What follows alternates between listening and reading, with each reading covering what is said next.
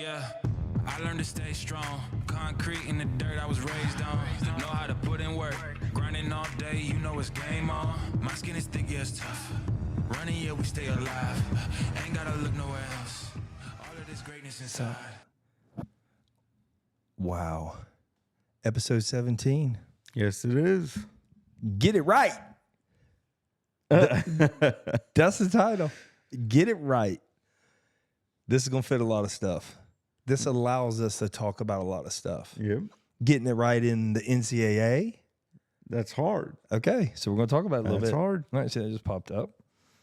And we're going to talk about one of my teams. About not getting it right, getting into the tournament. Yeah, but we're going to get serious too. There's been some stuff walking with me in my head. And I really don't know what's coming out, but something's coming out. And no, I mean, not anger and hate. It's just, this is my cleansing, man. You vent on this. Not a vent. Not a vent, but not it makes event. you feel better when you're done. Not even about feeling better. Sometimes scared to death to be authentic in this world. Yeah. Of wolves in sheep's clothing. People jump all over you in a heartbeat. Oh, authenticity intimidates people. Very much. I didn't understand that. There's a book back on, let's see, over your left shoulder by our screen. It says The Emperor's New Clothes. I still got to read that. Yeah, don't. I can't believe how many people, I've never even heard of it before you mentioned it, and everybody else we've talked to about it has read it. Changed my life as a child to get it right. Yeah? I had to get it right. I had no idea how to get it right. I was a lost young man. I didn't feel like I fit in anywhere, no matter what it looked like, which at that time I was an absolute dork. You think I'm a dork now? Holy mackerel, bro. You were the jock. You and Bart, my brother, y'all all hung out. I played ball and I worked hard. And that's what I loved about Mel Seibold and the power of second place. Yeah. No, the importance of second place. Because I was second. I mean, no one noticed. I had a guy reach out recently and he said, "Hey, how you doing, Brett? How's Bart?" And that was the first thing he went to. It always is. I don't mind. Didn't even give you a chance to answer, did he? No, it was just how's Bart. That's really what he wanted to know. So Bart's good. If everybody wants to know, Bart's good. He doesn't have his own podcast. Maybe we'll have him sit down one day, and he can tell everybody he's good. You imagine that one? No, I don't want it. Not right now. No, it'd be fun. I'll tell you one thing. He has stories. And I'm not talking about goofy. He has life stories of trials and tribulations and victories and failures and chapters are still being written. Mm-hmm. As in many of our lives. Yeah. I mean, getting it right for me it's a lifetime journey. But you work hard. Yeah, well, thank you. I don't know if I like saying it like that though. I just like doing it. It's like, but I guess I do get caught up in conversing. To share your experience, with people, you got to converse. Yeah. You got to talk to people. So you got to share. The only thing I can share is what I've been through and what I did to get out of it. And there's been a lot. What I did to get into. Yeah, there has been a lot. In that, but for every great story I think there I have, and that certainly have experience, there are so many people out there that have such better stories. And I like that because I don't want to be bad. I'm second place even in my stories. True.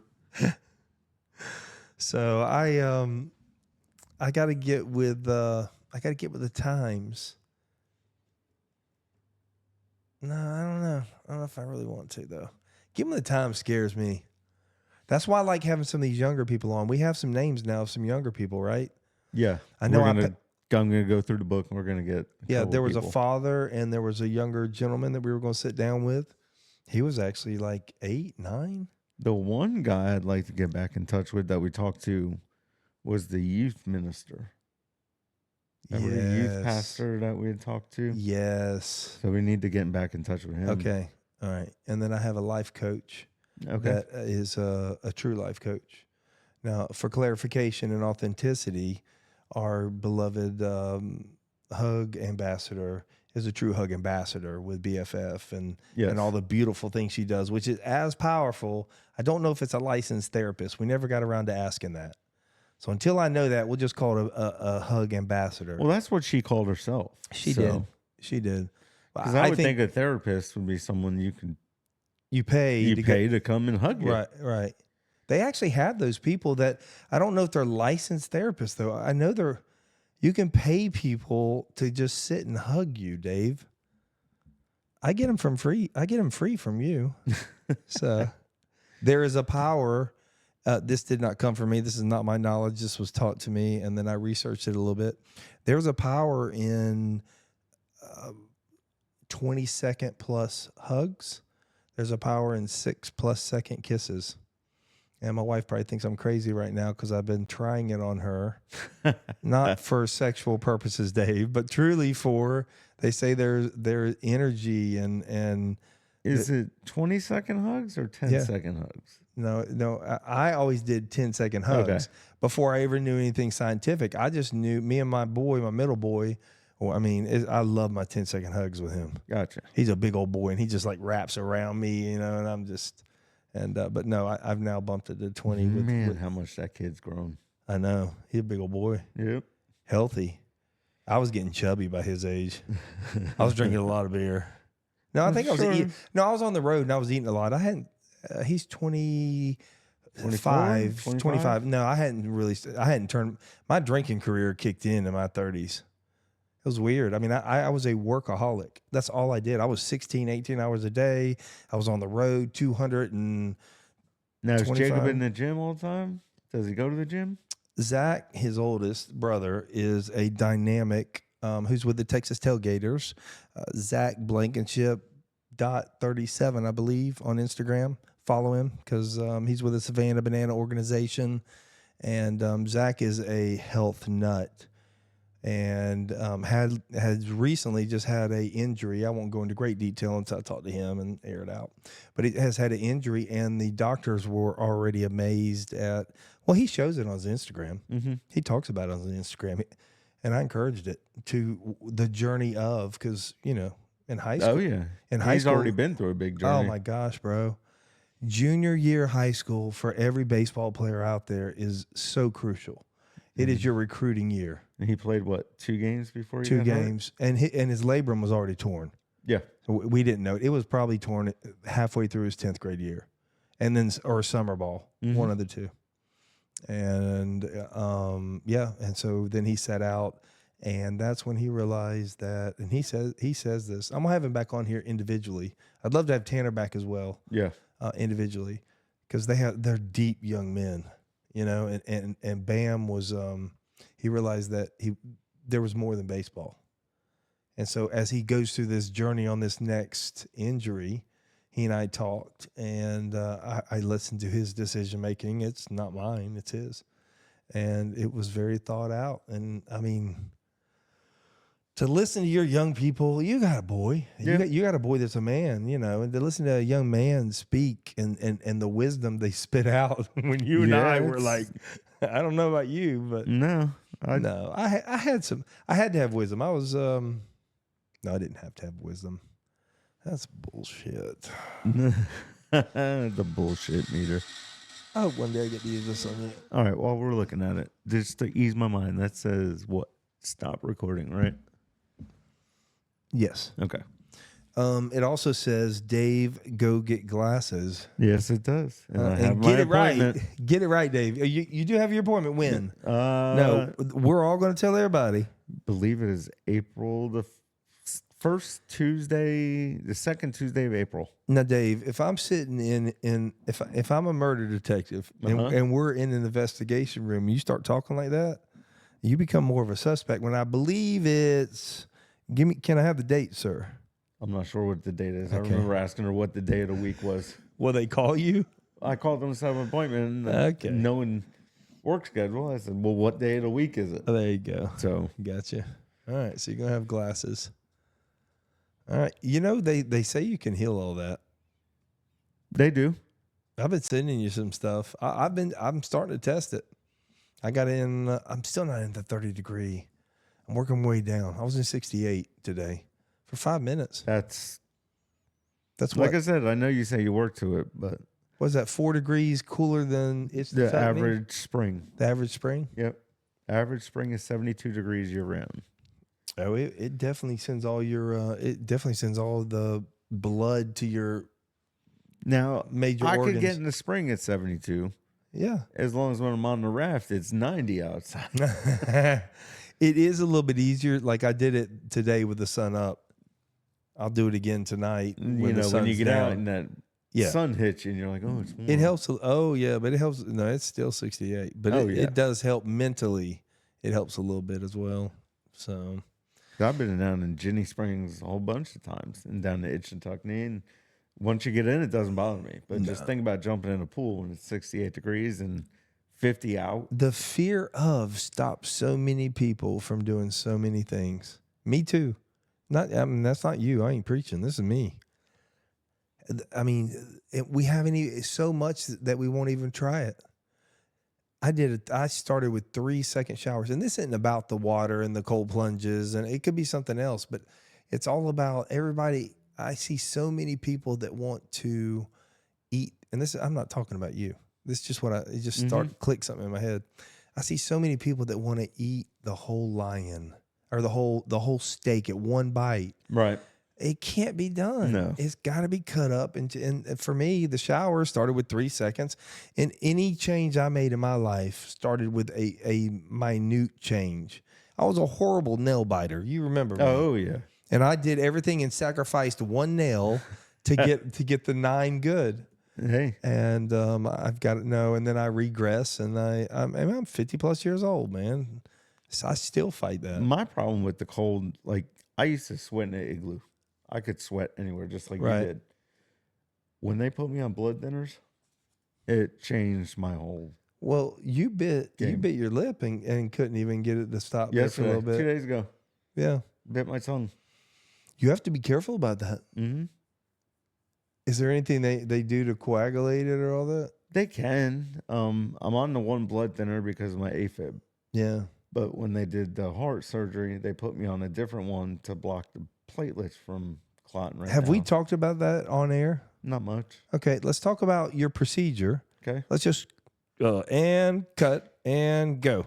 All right. Because this is something that can help a lot of people, and I'll make sure to hashtag it in here. And if people end up watching this episode, there'll be some people that fast forward to this point. But you went through a major medical procedure, right? It was a aortic valve replacement. Which help. Like I'm a dummy. Which I was. Main artery that goes in your heart. You just educated me. Main artery that goes into your heart has a valve on it. Right. My valve. They always told me when I was younger I had a heart murmur. I didn't know a heart murmur was caused by a bad valve. It just wouldn't let the blood flow in and out correctly. So I went. Some heart murmurs, right? Not all. No, not all. Because my dad has a pacemaker for. Okay. There's levels of it. Gotcha. And there was a chance after I had this, I would have had to have a pacemaker put in. And we're not doctors. This is his experience. He's sharing his experience. Talk to your doctor. So, it finally got to the point where they said we need to replace this. So I had 2 choices. It was either open heart surgery or a procedure that was called a TAVR, TAVR, which they go through your artery in your leg and feed the valve all the way up to your heart, push the old valve to the side, and basically anchor this one in place. Now, valves are not like really thick. I mean, we're talking about a very delicate. Yeah. And it's they just string it up through there without having to cut you all the way up. Yep. How did they tie it to the old one like we used to do in electrical and then pull the old one out? I think it has like anchors, and the anchors secure to the calcium that you have that's built up in your artery. Wow. Because at one point they told me I didn't have enough calcium and they were going to have to do open heart. So that way they could have stitched it in. But that was a long recovery. So stop for a second, because I do know a little bit of the backstory. Uh-huh. You had to make a decision between 2 different paths, and they were what? Open heart surgery or through the leg. Open heart, and it was for your AFib because of your valve. No, AFib's completely different from the valve. Okay. AFib is... AFib was my father. Well, I have it too. Okay. It's where your nerves misfire and cause your heart to beat off rhythm. So you have that too? Yep. Yeah, I got that. First time I was walking down to get ready to go to work when I was working at Chicago Pizza, and all of a sudden it felt like something kicked me in the chest. And it just went off rhythm, and I had to go in. And the first time it went back on when they gave me liquid potassium. And then the second time it happened, I went in, and I was there for 3 days, and they couldn't get it. So they basically knocked me out, shocked my heart back into rhythm, and I was able to go home like 8 hours later. Have you had episodes recently? Nope. Are there things you can do to prevent further damage? They haven't really said there's anything to do to prevent it. If it's going to happen, it's going to happen. But I've already talked to the cardiologist, and if it happens again, they're actually going to go in basically through the artery again, just with a little cauterizer, and they're going to basically sever the nerve that causes the misfire. Whew. That's a lot, Dave. Yeah, I've been through it. Yeah. And how long out are you from the surgery? And what was the surgery called? Was there specific? TAVR. TAVR? Yeah. Okay, I wrote that down. I'll hashtag that, TAVR surgery. And, hopefully somebody... And if anybody has any questions, you can email us or comment in the post, and I'll make sure that David... TAVR, it's something for the T, and then the A is the aortic valve replacement, AVR. Gotcha. Yep, that's what I got down.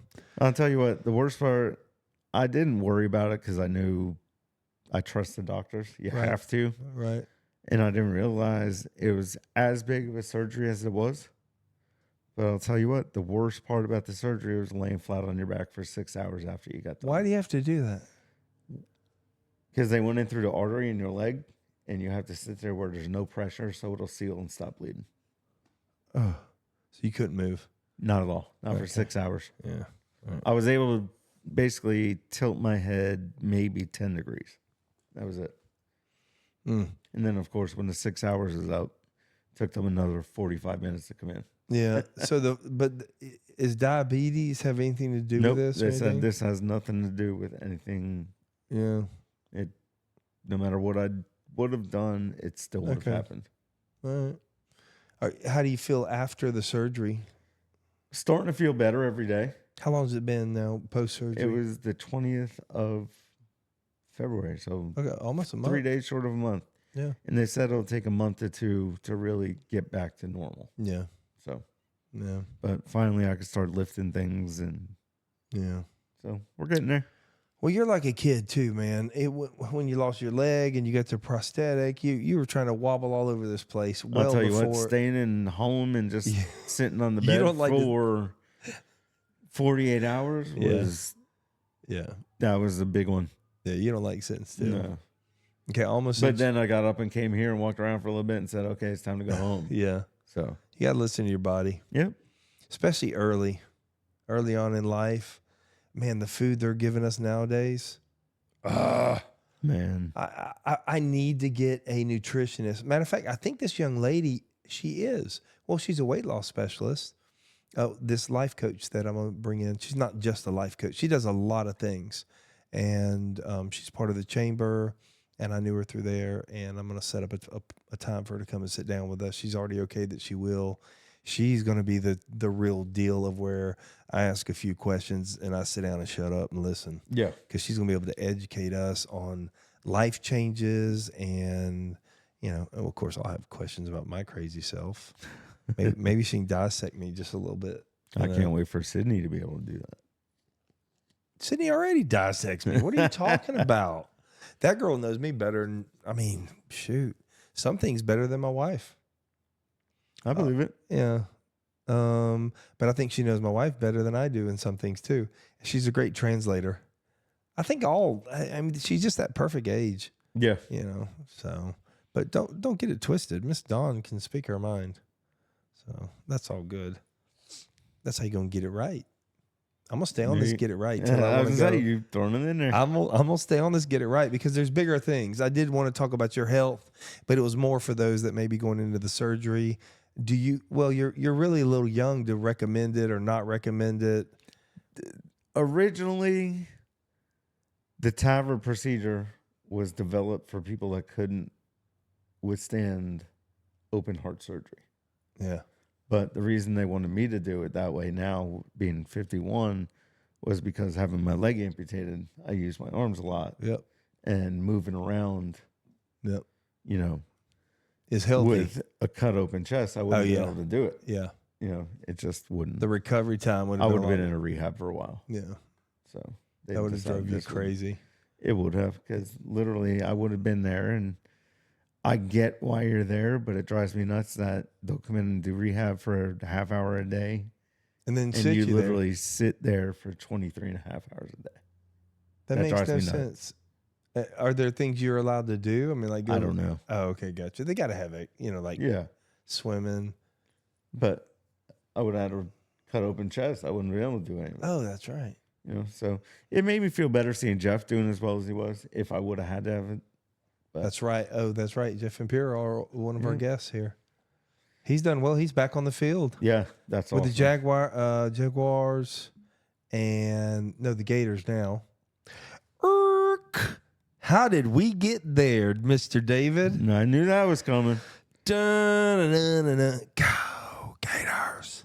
My gosh, the 2024-2025 SEC regular season champs No, in basketball. not regular season. No, it's just the SEC tournament champs. Yeah. Which then gives them a number one seed. Yeah, Louisville won the regular season, I believe. That's right, they did.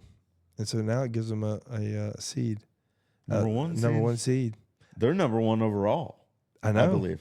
I know. And they right now they are They are the best team they're in the the country best right team. now. Which when Duke had when Duke had Flag, they were by far the number one team. But now he's hurt, so we'll have to see what happens with him. They're going to sit him out the first two games, at least the first game of the tournament. Yeah, you got to, because they need him good. But them high ankle sprains, listen, I was a basketball player. Oh, they're no joke. No joke at all. So, I had and one. Then, because I'm not going to stay too long on basketball because we'll lose 90% of our people. You guys need to get into basketball. My daughter loves basketball. Anyways, because it's constant motion. Yeah. So, North Carolina, I'm at Tar Heels. I'm from North Carolina originally. Don't know how they got in. Well, they got in because of their name and the prestige of who they are and all that stuff. Yeah. I know West don't Virginia's really upset right now. Yeah, they don't deserve to be in. Nope. Like I said, Xavier nor they them. put way too much into that 24-point comeback. They really did. They really did. And it was a loss. Yeah. It was a loss It against should Duke. have been a win. It should have been. That's I my mean, point. That's why they shouldn't even have It gotten should in. have been at least overtime. Yeah. We have a coaching problem in Chapel Hill. Thank you. I get so frustrated.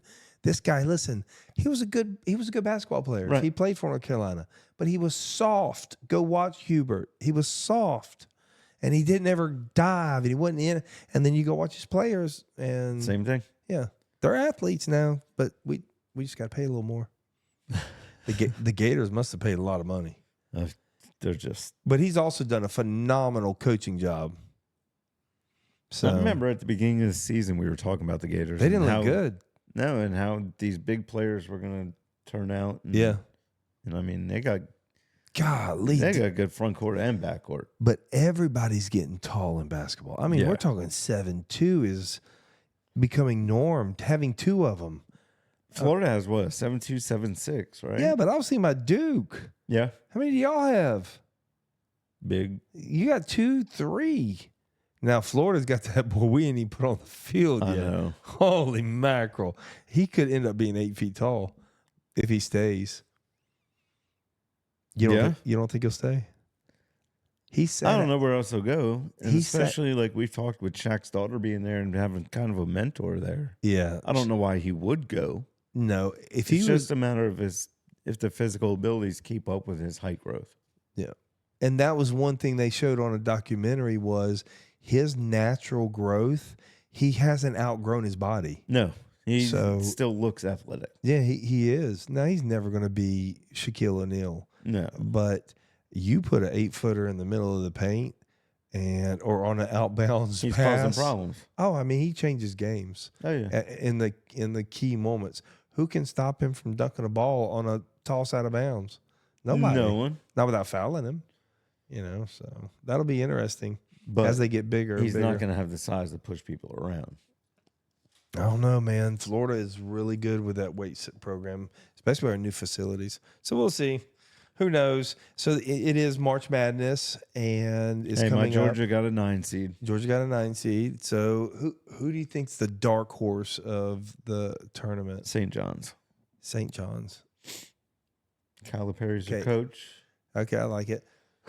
Although all the experts Kentucky were talking wasn't about them hurt- going to the Final Four if they didn't have to play Florida.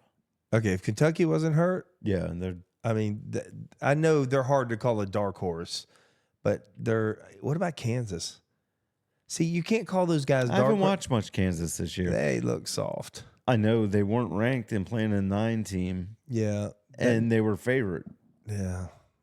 I don't know. I guess we'll see. It'll be a fun. March is always fun. The thing that surprised me, Florida hasn't won a national championship in over 10 years in I know. basketball. I know. Well, we Not weren't even- Florida, SEC. Sorry. Oh, really? Yeah. Oh, no, that I didn't know. Kentucky was last one in like 2014. Who counts them as SEC? They're You know, just, every SEC team got in.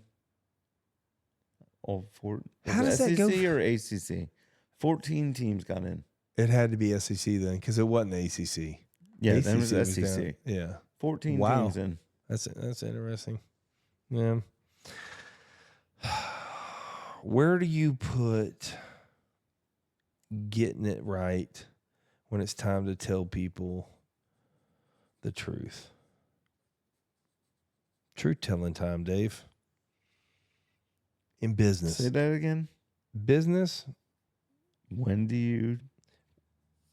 when do you go for the direct with people when it's time? I mean, you have crucial times in your life to talk.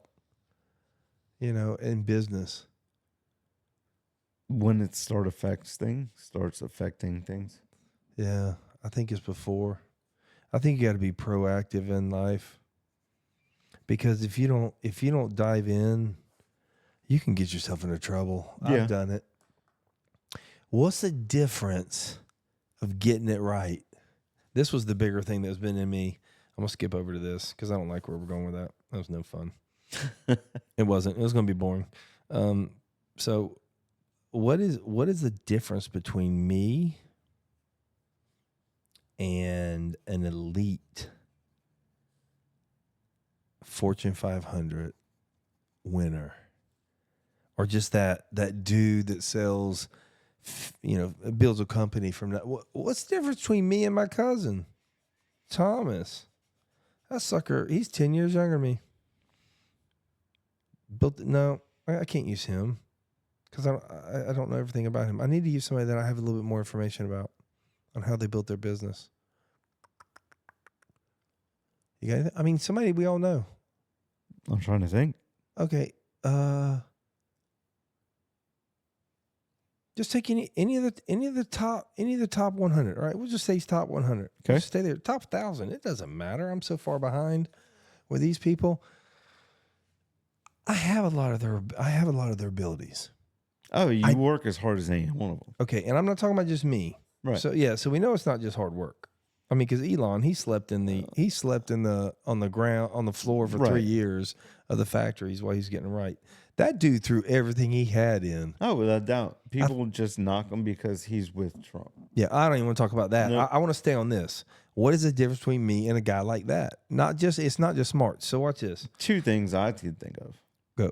One would be liquid capital to be able to go out and purchase whatever you need, Yeah, but he didn't have it to begin with. and connections. Okay, but they weren't connections. Do you know there's a crew of like 10 or 11 of them The young kids. that all grew up together? They all started PayPal. One of them started LinkedIn. One of them started another Yeah. thing. I will post a link in the comments of this episode about that. I was amazed. There's like 11 or 12 of them. I forget if they met in college or if they were like those guys that just found each other through engineering and what have you. And they have all grown together into be billionaires. Most of them. I don't know that all of them are billionaires. I'm sure there's a failure somewhere along the way. But that connection part. I'm sitting here thinking, man, multimillionaire, man, he's the failure. Okay.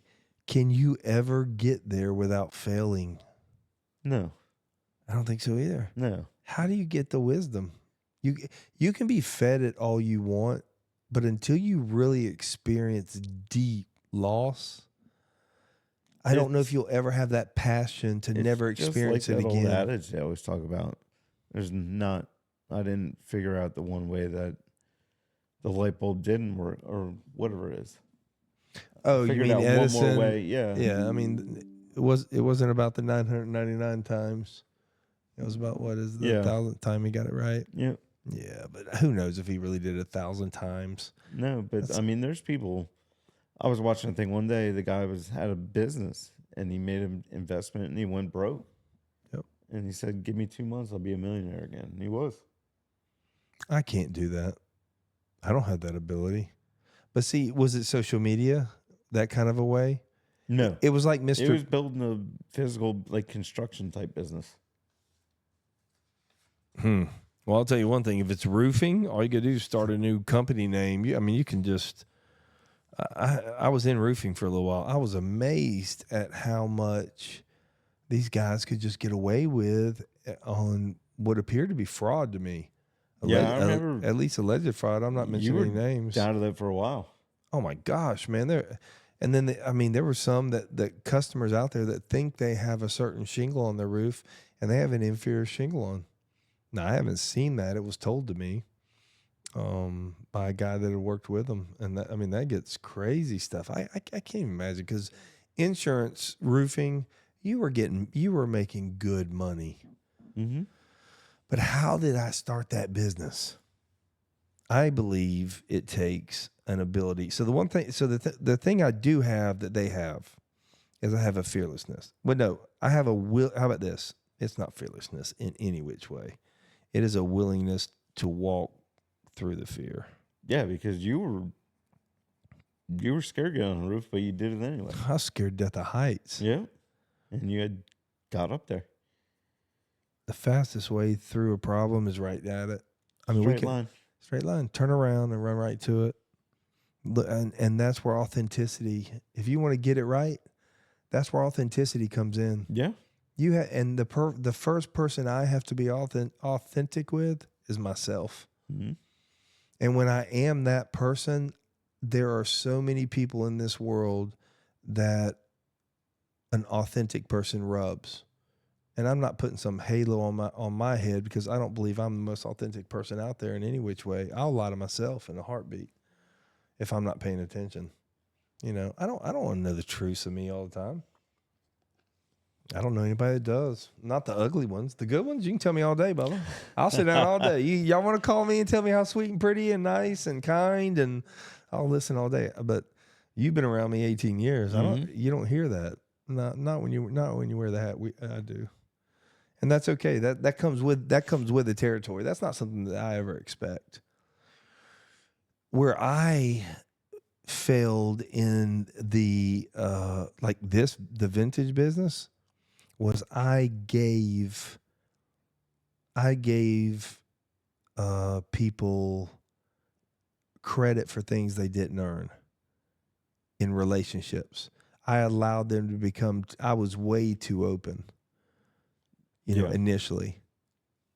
And they had they had their own ways and they weren't, in the vintage business, you've got people that, rent spaces. And we may do a show on just opening a vintage store because that in and of itself, it's a unique journey. It's buying a building. This could have been anything. It could have been all of the unfinished. It could have been, vintage. It could have been just rented out, but buying the building was the fear. And finding the right opportunity to get it right. Man, there were so many people that, we would go to and they just didn't see the vision of what we were trying to do. And Did you have a fear when you went to buy your first order, making sure you knew what you were getting, the oh right my stuff? gosh, like when I got into this business, I mean, listen, the typical furniture world is different than the vintage world. The merchandise, by far. yeah, and you've seen our transition. Yeah. The merchandising's different. The mentality's different. The customer is the same, but they have a different mentality when they walk into a vintage store versus a typical furniture store. Right. And I like the vibe of what they walk into in a vintage store, to be honest with you, over a typical store. And that's sort of what intrigued me partially about this business. But I had no idea. But before I even thought about stores, I thought about booths. Mm-hmm. And so I opened a little 5 by 3. It was small. It was small. And I was scared to death. I remember your first little shipment you brought back with you. Well, actually, first I tried to be a flipper, and that didn't work for me. And I was like, I can't scale this. And so it had to be something where I would be able to, buy and rebuy. And so I wouldn't have to spend as much time picking, Right. per se. And, was I buying the right stuff? But the furniture business had taught me a good bit about how to buy. I knew what the customer was wanting. So, and I think that's part of the first, things in opening a store. You got to know what you're going to be. What you want to be. I mean, because you can't be all things to all people. You knew what you wanted. Because when you brought me in here when I was in a wheelchair, you walked around to every room in here and told me what was going to be in there. It was trash. That room still had carpet and all beat up. Oh, you were wheeling me over boards and wires. And it's not really about just this industry, but it's a good story about like this space. And we'll have a podcast here. I didn't know that the podcast I didn't think I know it would be right here. You just told me we were going to have a podcast. Oh, I absolutely knew it. I knew it, and I knew it for years. You said there was going to be a boutique that was going to come in at some point. And I know, and it's almost everything has come to fruition so far. There's one thing that hasn't yet. Your candy. I know. It'll come. The candy store. Yep, it'll come. So we're close, and I think speaking it, if you're bold enough to speak, the first booth that I opened. I remember I was in there for probably 4 or 5 years. I don't know, somewhere around that range. And the young lady, I would always share about, I'm going to buy a building. I'm going to buy a building. I'm going to buy a building. I'm going to buy a building. And I remember looking at me one day. She goes, Brett, when are you ever going to shut up about buying a building? You're not. I said, never. And I just had to, and I didn't have any which way. And then all of a sudden the roofing came in, and then, the rates were right, and the SBA was open, and the bank was open. And here we sit. United Community Bank sucks. Here's the weekly. United Community Bank sucks. That's our weekly shout out. Yes, I have found them not to be very, very customer friendly or customer oriented. I have found them to be financially motivated in every which way for themselves and their bank and their shareholders, not the people that have mortgages with them. There was even programs that might have been available that, allegedly, Didn't tell you about. Allegedly, I was not told about, and I was not happy. Believe it. Yeah, to this day, I'm not happy with them, and I'm still with them. But United Community, you suck, and I'll be gone soon. They'll probably be pretty happy. I have not gone in and paid with pennies yet. I mean, my mortgage is pretty high. That'd be a lot of pennies. That'd be really fun. That would be a lot. It's not in the contract. I mean, you could go do it technically, but I don't. But you know what? It's not the young lady's fault that's sitting in there. Although you got me sitting here thinking how big of a truck we would need. I have a new van, Dave. Yep. I have a new van. That we'd have to unload it. We need something that would just dump them. Yeah, you could. We'd have to roll it in on like one of the big 4-wheelers. Yep. What are you doing with that? Because you have to. Yeah, but you have to actually put it through the change thing, and so it's. I mean, I think. Yeah. I'll send you in there. What are they gonna do? Drag you out? I'll have the news. That'd be awesome. No, I'm not going that far because then I become them. I like I like to think about it, but the wise men in my life told me I'm not held accountable for my first thought. It's what I do with it. I can share it with you and think it's funny, and deep down would be willing to do it, but it's not the right thing to do. I'm gonna pay what I owe. Yeah, and we're gonna refinance and get away from them and the SBA and uh-oh. What? When that happens, it opens up a door. Change things. Yeah. It's been a long time coming. And I think that's the getting it right. You know, through the whole journey in everybody's walk, Jamie with the Southern Grace Manor, she's had to adjust 3-5 times. You know, nothing ends up going the way you plan it. No.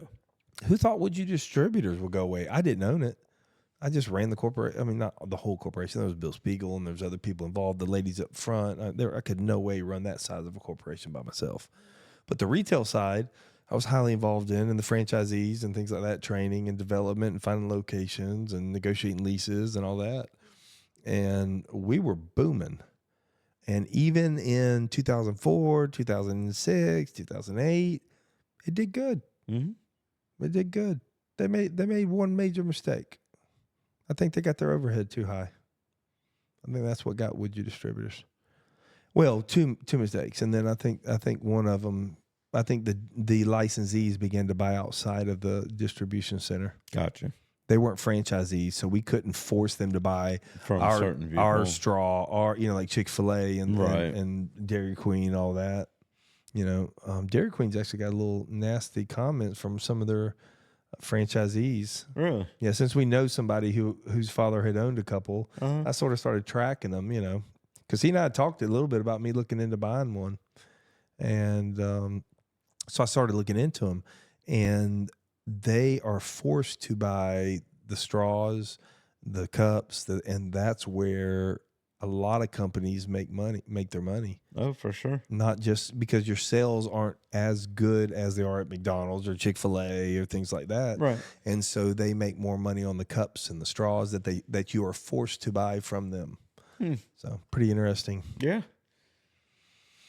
Can a vintage store be duplicated? We're trying it right now. No, what do you mean? Well, ours? Well, I mean, can this Well, can this? Well, it doesn't have to be our name. That's why I'm sort of keeping our name out of it. Because remember, this isn't tied into this company. Yeah. But can this concept, a vintage store, can you have 5, 10, 15 stores? We're on store 2. I don't see why you couldn't. Problem number 1. You can't bring in 5 people that are from the same store elsewhere that think they know everything and how to do it. That pay $300 a month and believe, because this is not a get rich quick. If you have a booth, you're never going to make $100,000 a year. Nope.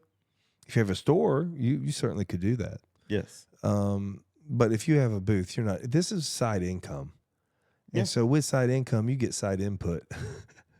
Very true. This is my life, and I think that's where I violated some sound business principles early on, and I was not getting it right.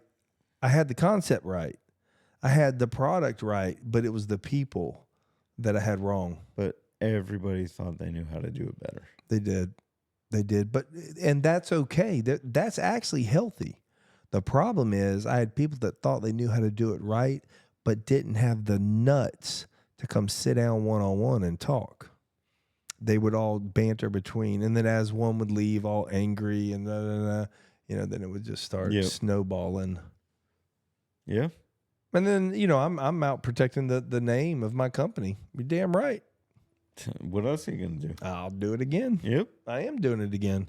One of the bozos of one of the local stores who's way too involved in what we do. I think they're letting off a little bit. I think they're getting tired. I haven't seen so much anymore. I don't follow them. I have people. Every now and then somebody will send something to me, and then I will go look at it. I mean, I don't mind. I have no hate towards them, but it is sort of funny, that it adjusts. We'll Now, see. the one thing you asked, could you have 10, 15 of these? I would say yes, but how far apart would you have to have them? Not as far apart as you would a typical furniture store. Look how many vintage stores are on just the street we're on right here. I know, that's the other thing. There's so many of them now, too. And yet they're all open. Yeah. Now, will we all remain open? I don't know. I think there's one in Green Cove that's looking to, but that's more of a building. Yeah. And the brother that owns it has the ability to make good monies and everything doing that. I don't think that's as much that they're not doing okay in the vintage business. But there's a variety. You just sort of got to find your lane, right? I think so. I think we're a little bit more of an upscale vintage. And I think we get that justification from the people that come in. Yeah, I'm not okay. So, would you furniture, just to give a whole overview of? I don't think like upscale is necessarily the way to go. Would you? And I'm not saying it's not the way to go, but it's just where it's the niche I believe fits us. Yeah. So with Would You distributors, when we were how many stores? You know me. I had to say 45, 50, 55, whatever it was. Somewhere in that range. Y'all go do the exact counting. I don't know. I never even knew when we had them. Well, I mean, you just knew you had to keep driving. well, because they had numbers, and then somebody would, yeah, exactly, and then somebody would leave or not make it, and so that number would drop off, and so when you got another store, they would add it to like 61, but you didn't really have 61 stores. And so I'm dyslexic, man. I can't go back and figure out. Okay, they were, because me. Safe bet, I'd say you could say over 50 and you'd be good. Yeah, I think we were around there. I hope to have Al Johnson sitting here one day, telling how would you not because I was a part of, but because he started a business from the ground up. Mm-hmm. I mean, he actually built the furniture and opened a store. You want to talk about ballsy, and the grind. And he had a full-time job at J.C. Penney's. Really? Yeah, and I think. See, I don't know the whole story. But he had a job at J.C. Penney's, and then would come home in the evenings and build furniture, much like some of these people. That's where I think this industry is awesome. And I think the first people I brought in had the right grind, but not the right self-reflection. Their personalities were too. I don't know a one of them that truly know who they are. In business, I don't know about personal because that's none of my business. Right. But just on the business side, they were clueless that half the stuff they hated about me, they were. Yeah, it's true. Yeah, I mean it's crazy, but that's sort of in life, isn't it? But All over. If I'm gonna get it right, I got to be able to look in the mirror and know that I'm an ass today and not an asset. And I work really hard to try to be an asset most days and not an ass.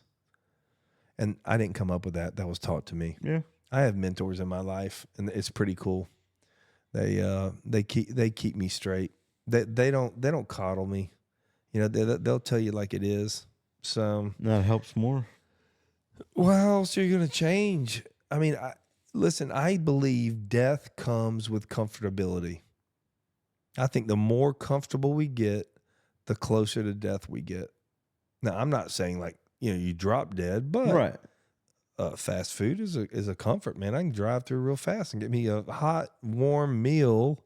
And I did it for years, and I ballooned up to 305 pounds, and then as soon as I quit drinking and quit doing all that late night eating, man, and then I started doing intermittent fasting and just some of the basic suggestions. And I just think that's what life needs to be. It just needs to be a lot of suggestions for me, and attempting things, being willing to try something I'm uncomfortable with. What? The first thought was jumping off the dock into the water at 3:30 in the morning and the gator sitting under it. I don't even remember. What was it? What? I jumped on a gator? I mean, I've get jumped done and there'd be, Doctor's Lake, there'd be gators under the docks. And well, after you went for your hour ride around Walmart racing on the scooters, you go jump in the lake. That was true. But in all fairness, I had years of experience off Pottsburg Creek.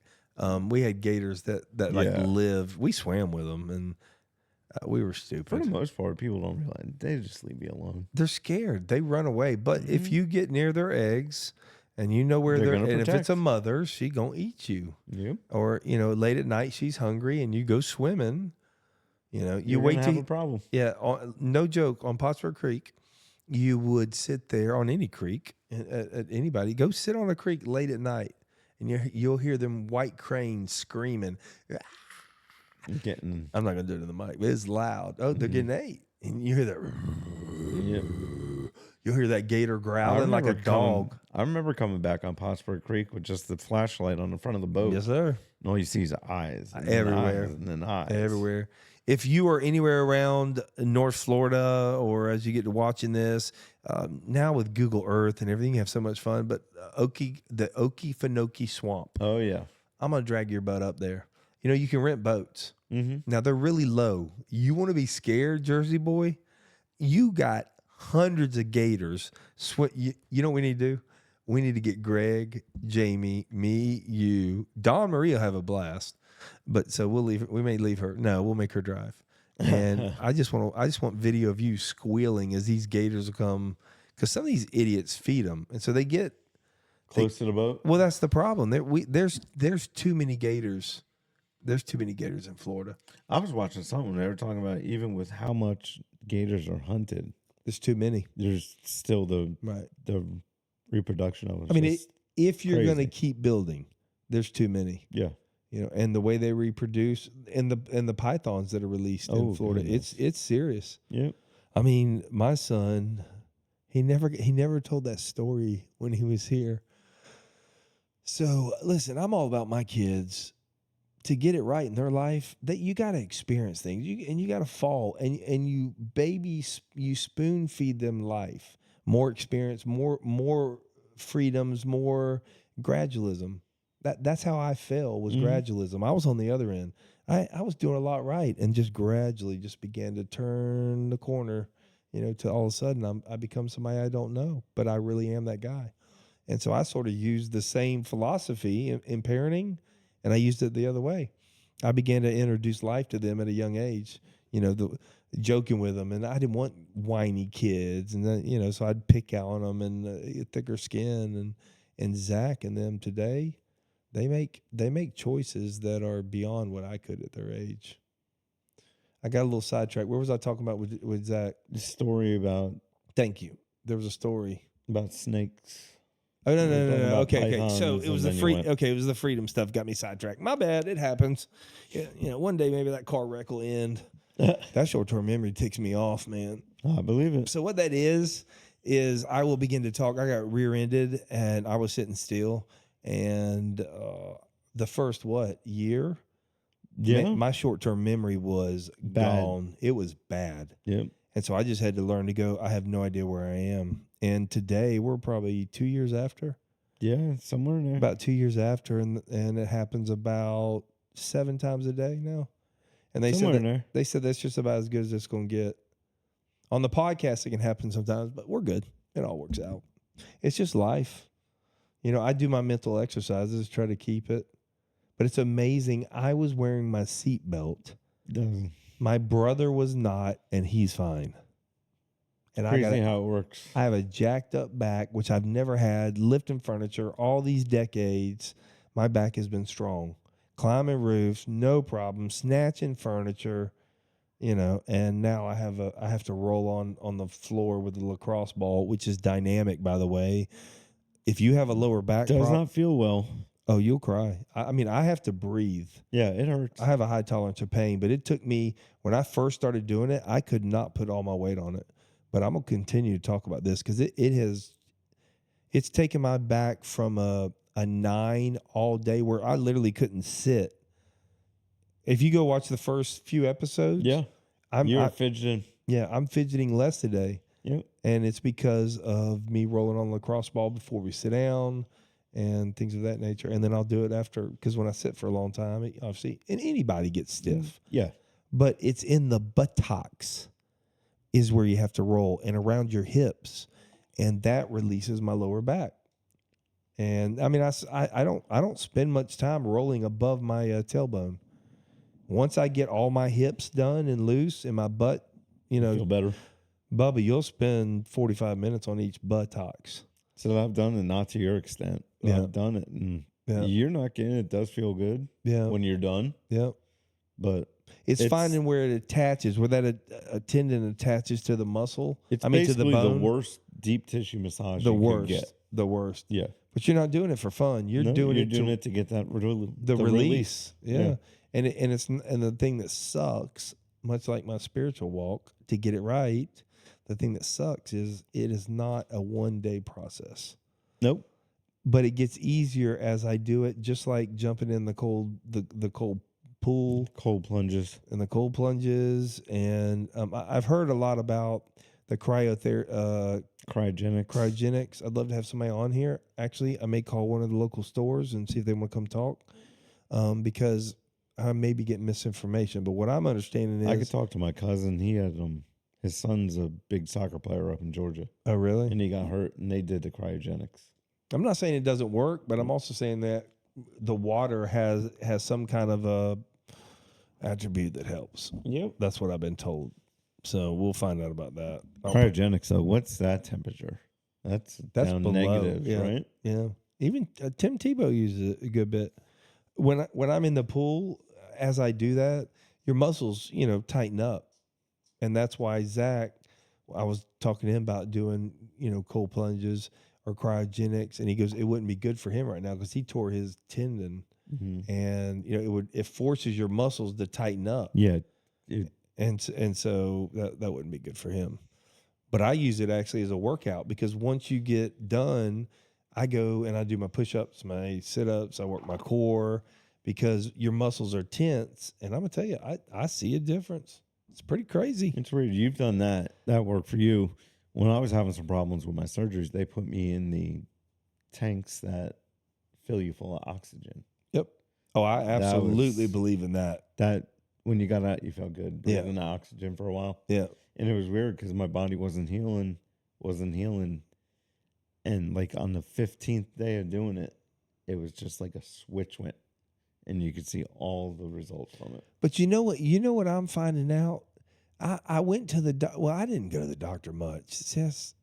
We didn't have any money. But I listened when I went. We listened to the doctor too much. There is so much I've been able to do on my own that has helped me and benefited me just to wash since COVID. Have you seen me sick since COVID? Through COVID? Have I seen you sick?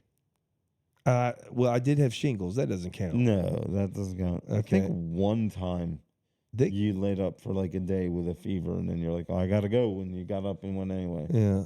That was it. I just don't. I find myself not getting sick as much. I find myself healing faster. Like when I almost cut my finger off. That healed quick. That healed. I mean, it was the whole side of that finger and everything. This thing's driving me nuts. Fix it. There we go. Do I need to tighten it? Nope. If you can. There we go. There. We'll see if that That's stays. that one that used to slide. Remember the first few episodes, that sucker was sitting on my chin. Always. I mean, sitting on my chest. Yeah. And you don't realize it because it's so slow. Yeah, it does happen. So, anyways, let's see. Where was I was talking about Zach. Stories. We were talking about the snakes out in the Amazon. Okay, in no, the Everglades, and then you went to something. You said I'm story about rambling. Zach. It's just an awesome story. If somebody lasted through all this, they're gonna love the story. So Bam is going down with David. I'll just leave the first name because he's in with our boys all around America, and he's a good guy. So him and David and one other gentleman. I don't think it was Bones. So one other gentleman. No, it was not Bones. And they're going to the Everglades, and they're going to go spend the night. Yeah, there's no camping, right? So there's not like a campsite. So all these guys have kayaks. They bring Zach a inflatable kayak. So these guys start going, and initially you're going against the tide. So Zach, I mean, an inflatable just turns like this, and, but Bam's pretty strong. So he finally got the hang of it, got it going.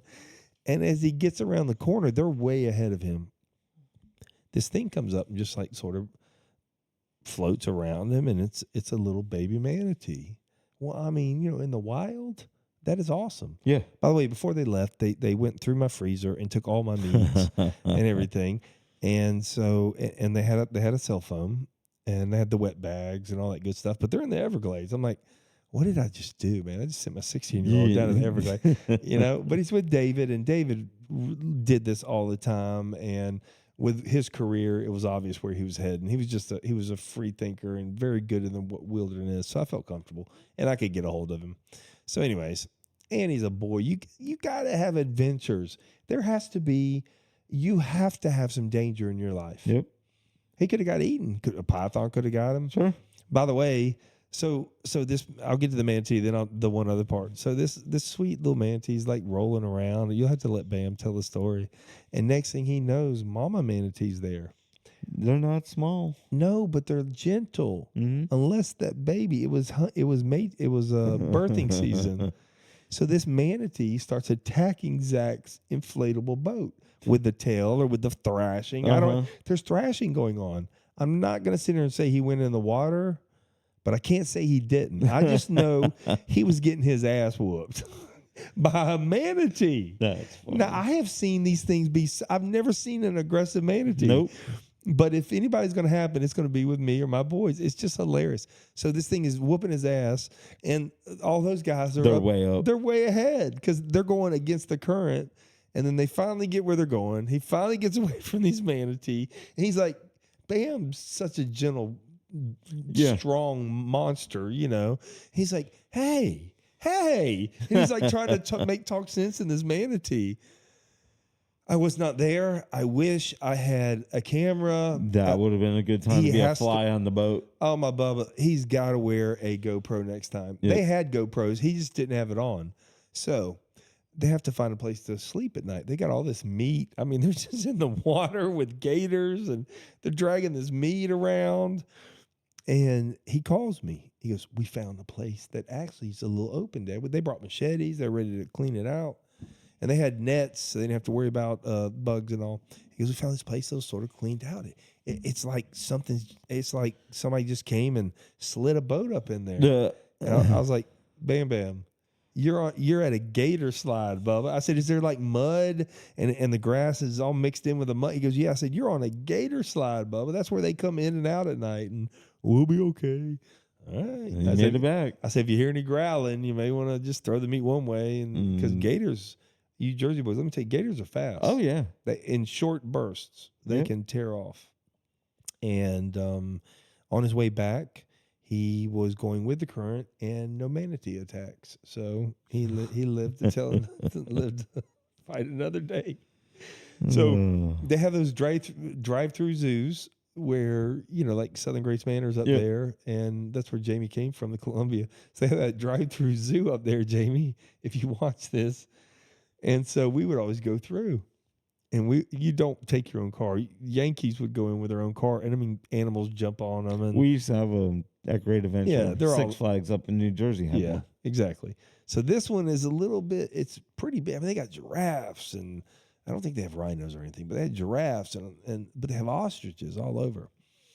And they had They have all these antlered deer and antelope and all this other cool stuff, and they all come up, and you can feed them, and some of them are great. They got a bunch of cows with big old long nasty tongue. The giraffes were cool because their legs would just go right next to the car. And it's like they're not even moving, and yet they just took a 12-foot step. And then all you see is their chest down, and it looks like nothing's moving for like 30 seconds. And then it comes the head. And then the head's down. Yeah, that kind of stuff. And so the windows were down. Well, Bam, early on, he was young, but early on, he had ostriches, and he wanted to feed them. And this ostrich got its head in there and began to go after. No, it did. It went after Bam. Really? And Bam was young. And he howled a little bit, might have squealed just a tad. And we were in the habit of going slow. We started taking off to sort of get away. They start running? This thing chased Bam all around the zoo. And the next time he went, the ostriches came after him. And so from that moment to this, Bam and ostriches, they don't fit. He doesn't have a really good relationship with them.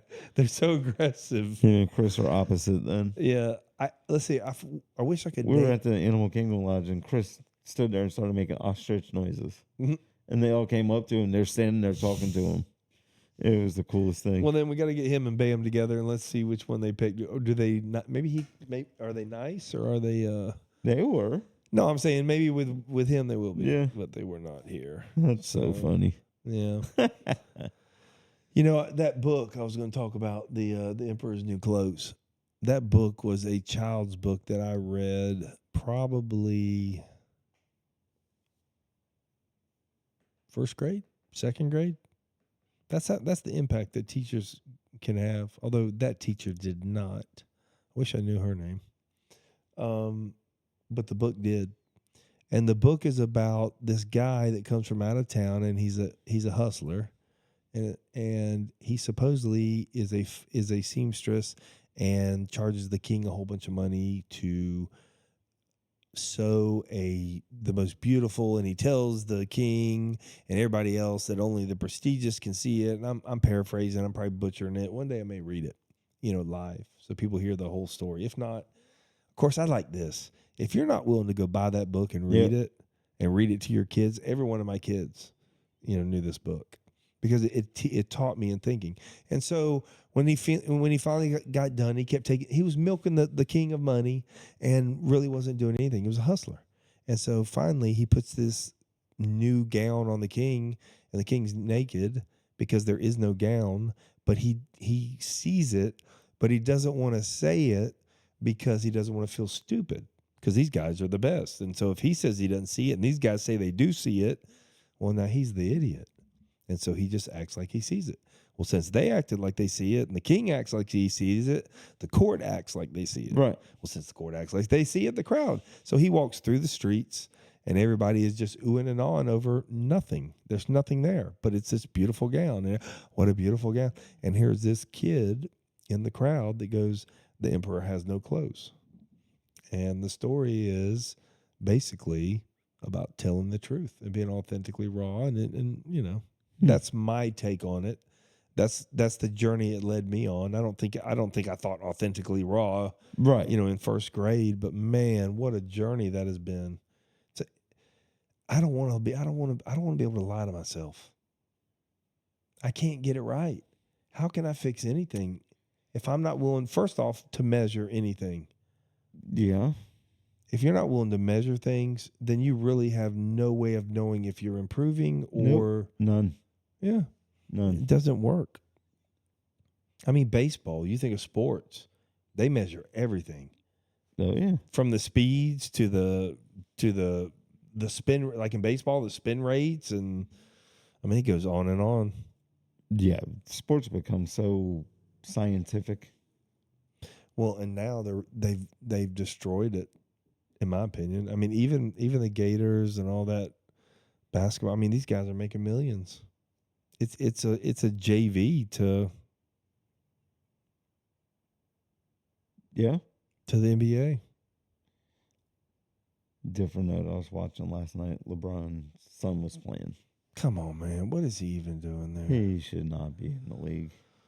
They had to have a father-son. Yeah. And he says he forced them into. I know. That guy doesn't deserve it. I mean, Jordan didn't do it.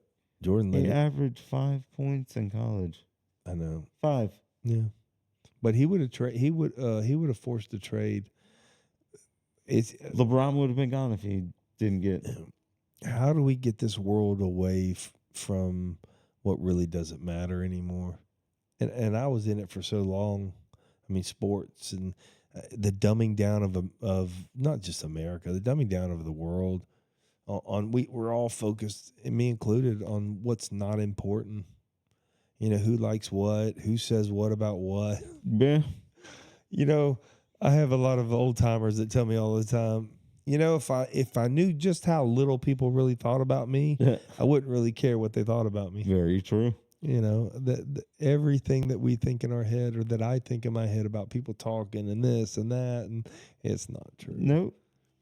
Although, I mean, there are people that put, fake reviews on your businesses. Jamie Reeves took his down. Good. Yeah, Sarah Brown's still up there. Is it? Yeah. We may do like a little short episode of tying in of exactly how she ties in to the family of the ownership of that. And I'm not here to hurt anybody, but if you're gonna be a bonehead and that was just to go out stupid. And try to hurt another local business. Yeah, and especially with our real history. Name. Yeah, well, especially with our history. Yeah, I mean, they already tried to block all the buy-in, and it worked from who to buy from. They ended up doing me a favor, because with every setback, all it does is it forces you to have to go to, another option and another solution. Just somebody there? Nope. We're good. To another solution, and I can't fault anybody for doing what they think's right. I wouldn't do that. No. Because I've had it done too many times. I've had it done 3 times now. I don't know how you do it. I don't know how you go, okay, I can't do this, so I'm going to have to stop. So we'll be in Mexico soon. This close. New van.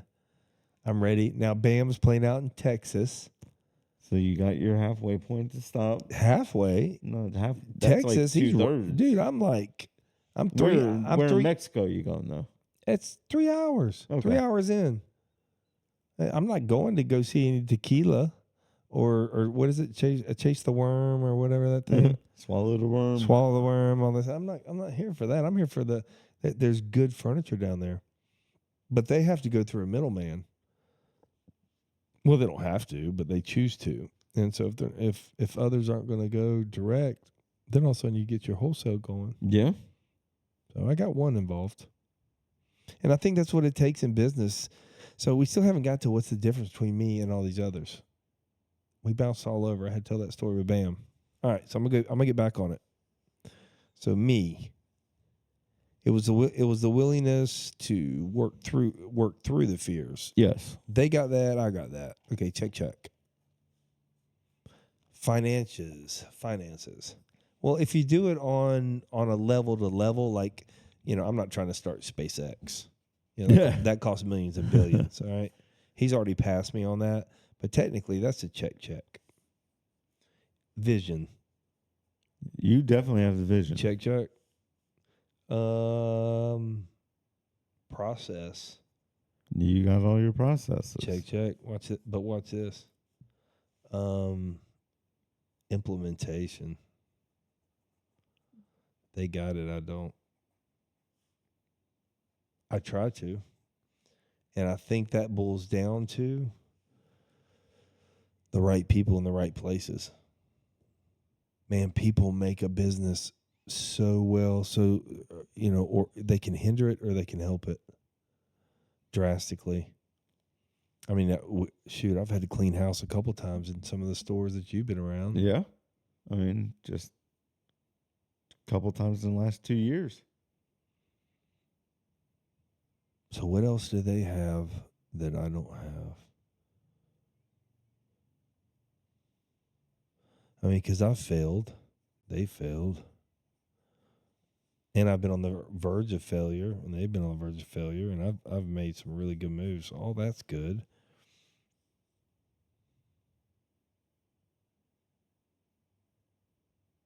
What is it, Dave?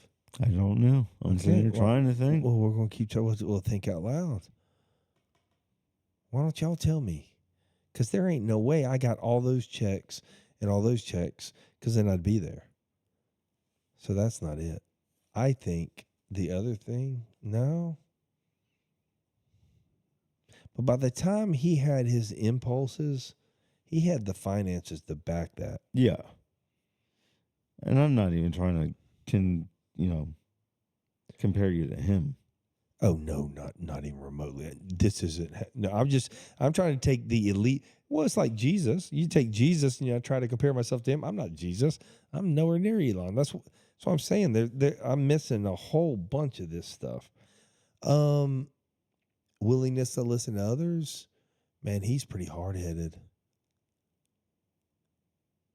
I think he's just far higher intellect than me. I think he problem solves quicker, and I don't know that he listens to his gut. I don't know that he listens to his gut over his mind. I wouldn't think so. I think he's a bit more. He's logical. a numbers person. Yeah, but like Bill Gates, he's calculated.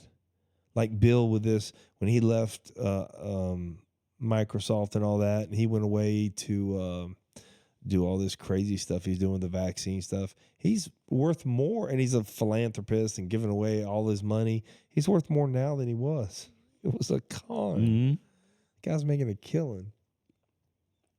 All right, well, let's go down a step or two. Let me get somebody a little more local.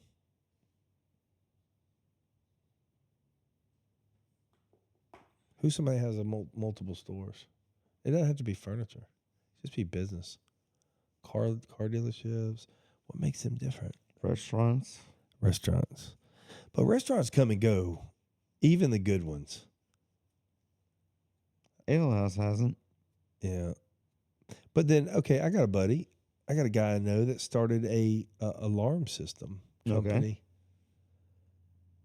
I mean, that's a competitive world. You already had Scott Alarm and all the national ADTs, and he decided to start an alarm system, and he sold it here in the last 3 to 5 years for a lot of money.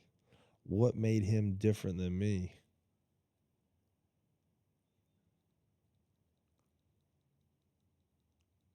The need for people to have your product?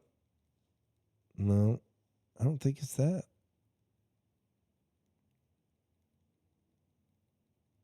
You know what I think it is? I think in anything in life, you look at the best business people, and they're selfish as hell. Mm-hmm. Now, they may be good to people, but they're good for a reason. I'm trying to think. You know, Sanmar is a huge corporation. Is that the sporting clothing goods and all that, and they'll even do private, things. I mean, they've grown to 15 warehouse locations, and the way they did their warehousing was weird. They did it all around the outers of the United States, so they could ship inward. And I mean, when I was at my lowest, I'd never really worked for anybody. But when I was at my lowest, I was looking for jobs. And Sanmar, I'd looked into them. I love them as a corporation. They're privately owned. They're family owned. Yeah, you always told me you would have liked to work there. Well, and I love warehousing. Mm-hmm. I love the people in warehousing. I love blue collar. It's my people. I'm not into that suit and tie stuff. I never would have done good in corporate. I could maybe do it in sales. So, but suit and tie, it's like pharmaceutical sales. Can't even get you in a pair of shoes. I got shoes. Sneakers. Oh, shoes.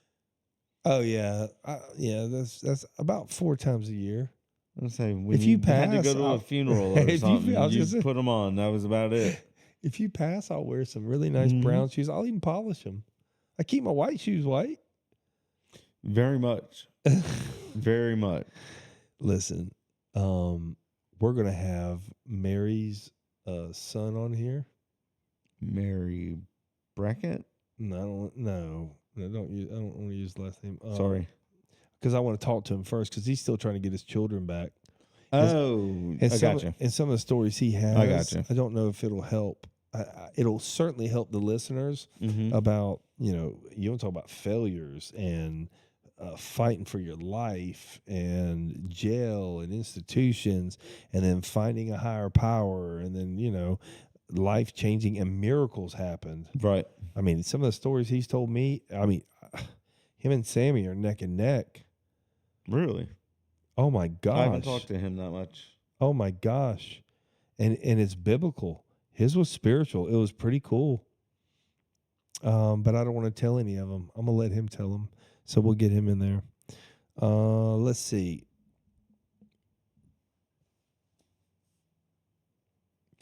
You know what though? There's almost 3 different types because I know some boss ladies that are not ball breakers. They do it together, but it's way more rare than the ball breaker boss. But I don't know if the ball breaker boss works in this generation. Oh, that's a touchy It's subject tricky. because you have one person that'll be like, "Oh, okay," and the next person will be like, "Oh my goodness, you're." And that's where I think one of my faults is that I have not, since Would You Distributors, which I did a good job of, because I had other men and women in my life, particularly one man, Bill Spiegel, that he and I would bounce ideas off. We both interviewed at different times, and I believe I've put wrong vendors in the wrong spaces, and I have not put the right people in the right place. And I don't think they hold on as long as I do. I think when they see it, they move. And sometimes my emotions get too involved, and I'll let it cost me finances because I can't get into this as just a business. It has to be a ministry. And you tell everybody that. Yeah, it has to be.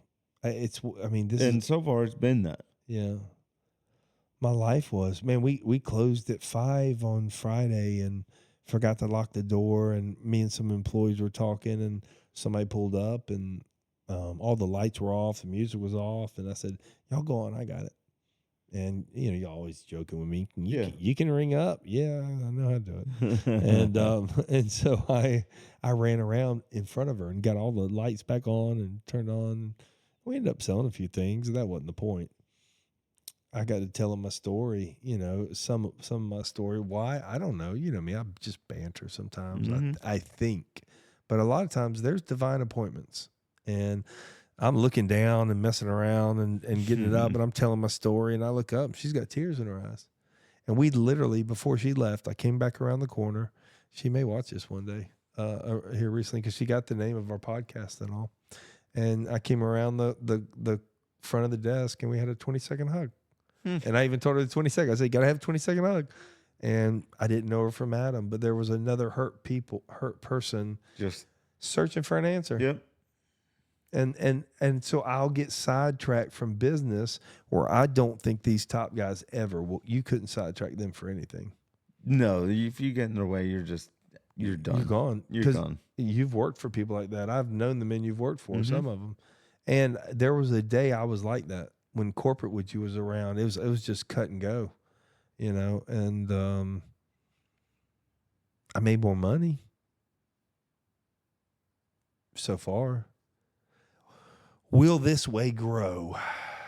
I don't know. I mean, there's Barbara Cochran. She's a boss, but she's also kind, and on the Shark Tank. Oh, yeah. And I follow her on Facebook and Instagram, and I like to track her with her people. And there's a personal relationship with her partners in business. And I mean, I think to get it right, you have to have the right mesh of people with the same mindset. And I think I violated that. I believed that I could lead people to the mindset instead of bringing people in that had the mindset. Now you can teach, but they got to have the base foundations of self-reflection, and a desire to make adjustments and things of that nature. Now, I'm trying to think of what to say about that. The people that come in with the wrong mindset. Can you change them? Can you change them, or you ever think they could change yours? Oh, I know they can change mine. That's the danger. That's why I believe I'm not where they are. Okay. I almost am 85, 95. I don't want to be arrogant and say 100%. I'll give myself an 85% chance that that's why I am where I am. But there also was times in my life where I went off on a tangent, much like they do, and had a good business plan, but I had the wrong people. Mm-hmm. You know, the festivals that I ran. Right. I mean, the process was right. The people were wrong. Yep. The festival was right. The money was made. Yeah. And the hustle began. So that was the wrong people. If it was the right people doing that, we would have made a lot of money. Yeah. No, I agree. And then sometimes there are just dudes and girls and ladies out there that, in order to get where we got to go, it just takes what it takes. Yeah.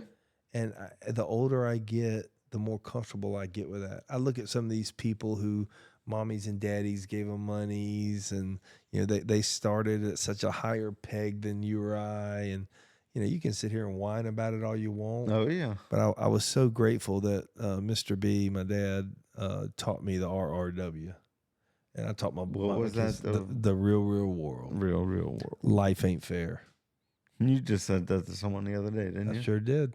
I said it to a bunch of finishers, and we lost 3 of them. And I've already replaced 2. Good. One's with your son. That's awesome. And he ain't getting hired because he's your son. I wouldn't expect him to. I know. I think he's got good abilities. I think he's the next right one for this. He excites me. Good. You know, so we'll see where it goes. I think that's kind of going to be good for him right now. Just be able to go out back, dude. Yep. You know what you have to do, but he'll be at his own pace. Yep. Everybody's got to find their way in life. Yep. I mean, you know, Bam's going to be going through a transition soon. Oh yeah. You can't play baseball forever. Nope. And I mean, he's 27 now. He's been throwing the ball since he was 8. Mm-hmm. That's 20 years that arm's been doing that. And the injuries will come quicker, and the healing will take longer. And it's different now than it used to be. I'm a firm believer it's completely different now in baseball, because the kids even, they don't give their arm a break between. See, we used to play base football. Yep. Then you give all those muscles a break while you play basketball. Then you gave them muscles a break while you play baseball. And it used to be a cycle. It's year round, though. Now, if you're a pitcher, you're pitching for at least 10 to 11 months a year. Yep. And I really think that's a lot to do with the problems people have with their arms. That's why I like Bam being a 1-2 inning guy. His arm for for the last 3 to 5 years, he's not overworked it. If anything, he overworks in practice more than he does the games. I would think that in the gym probably. I mean, he's a gym rat, man. That guy. Yeah. But it saved his body. We know somebody, Miss Annette. She tore her rotator cuff. Yeah, no, but it was here. She's black and blue, and that's normal from like here to up here. Because the blood comes out. Right. Well, Zach just tore his tendon off, his bicep tendon. So his bicep is still attached to the tendon, but the tendon tore off. The tendon detached from the bone. Detached from the bone. And he's not black and blue, not one bit, and they can't figure out why. Huh. He's already... Because, that bone should bleed out. Didn't. And I think it's because of how his lifestyle and how healthy he is and what he's showing on Instagram. If anybody ever does track him on Instagram, it's a really inspiring story. Not just because he's my boy, but he's run through some trials. Yeah. But he's showing people how to work out even with a hurt arm. Now this is his non-throwing arm, right? Yeah, and I'm happy about that. Yeah, I'm glad it's not his throwing arm. But I mean, he's got 11 weeks before he swears to the doctors he's going to be throwing. He did not do the surgery. So, and then we'll go from there. He still has the opportunity to a little bit down the road. So he's going to test it for a month or 2 and see how it goes. Good. Those are tough decisions for young people. Big time. Yeah. But he and I were talking the other day. Anybody that plays athletics for any long period of time, especially if you get in at least the minor leagues, it's hard to go to a regular job where you don't have a team atmosphere. You're better off being a firefighter or a coach. Something with a group and a team. I'm just thinking about Bam. I mean, that torn muscle isn't just about baseball. Like, that is going to affect him in the gym and everything else he likes to do.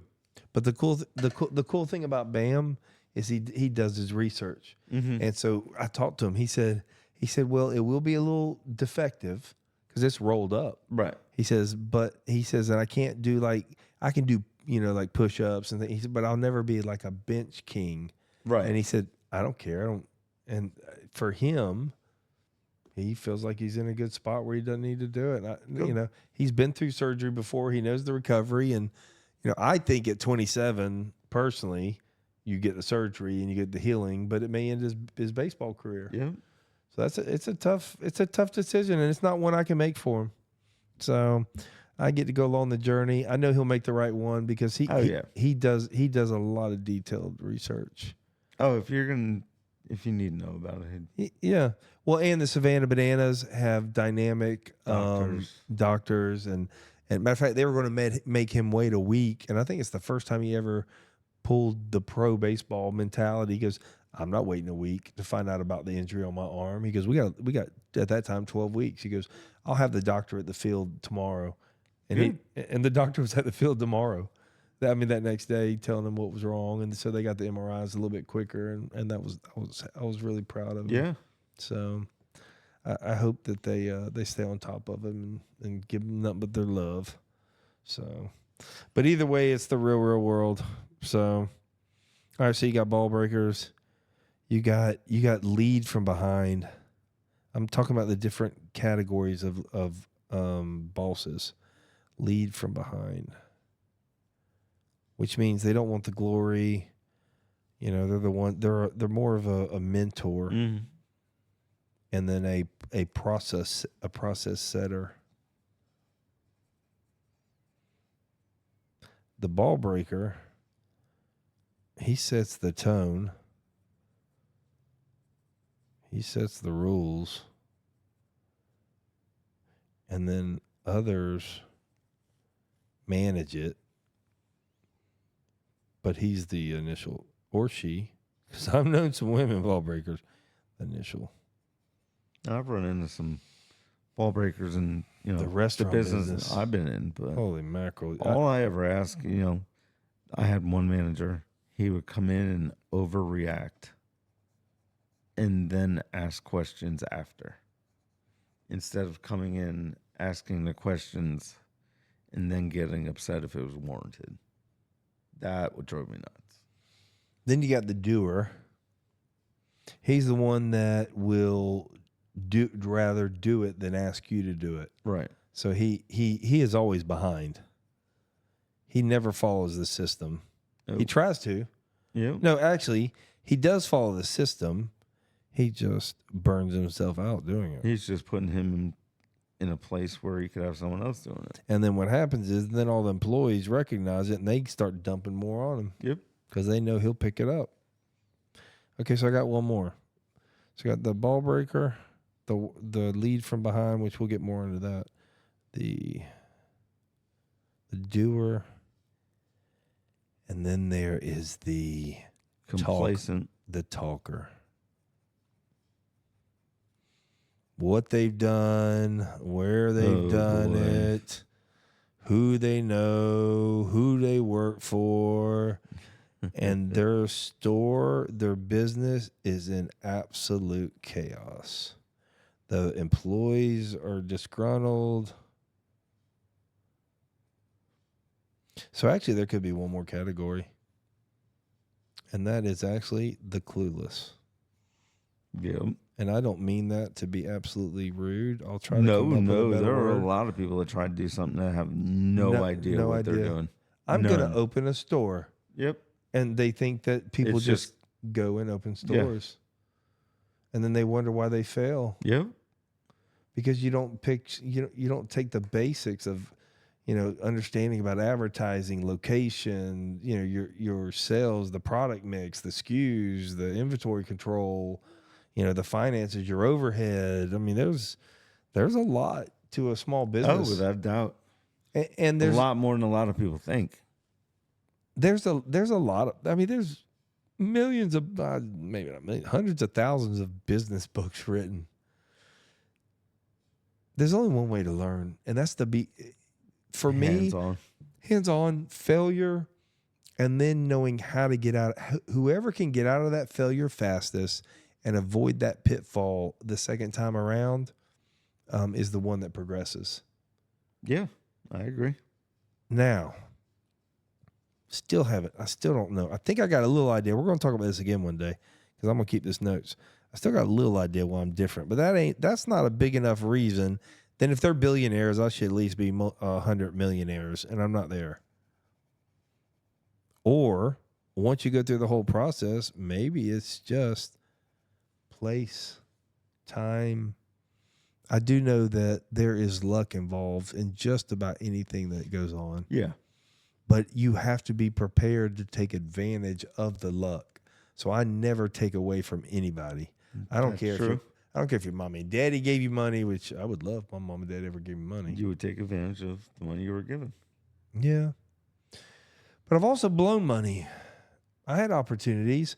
I could have stayed in the industries I knew very well with the monies I had instead of running that festival. True. And taking that money, and I knew how to multiply that in the businesses I was in. It's crazy though, because it was a good concept that you were going to put forward. I just get bored, and I do find that high achievers have a tendency to let their minds run to different things. See, Too fast. Huh? Too fast. No. I just think Miss Becky, her love is building the business, maintaining the day to day. I don't know if that's her ultimate love. She's good at it. She enjoys it, but I think she enjoys growing and expanding. And she said it. 100% true. Yeah. See, I like the grind to build it. Even the podcast, I like the grind of sitting and talking and the week by week by week, and then letting it grow organically. And that's sort of the way I like to grow business.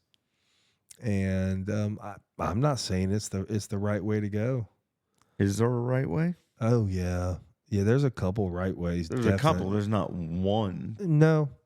I think because look at some of these stupid names on some of these businesses that have blown up. I mean, what makes Firehouse go from one store here in Jacksonville to two? I mean, he sold that thing for multiple billions of dollars. I grew up right next door to him. That guy used to run up. He was a drummer.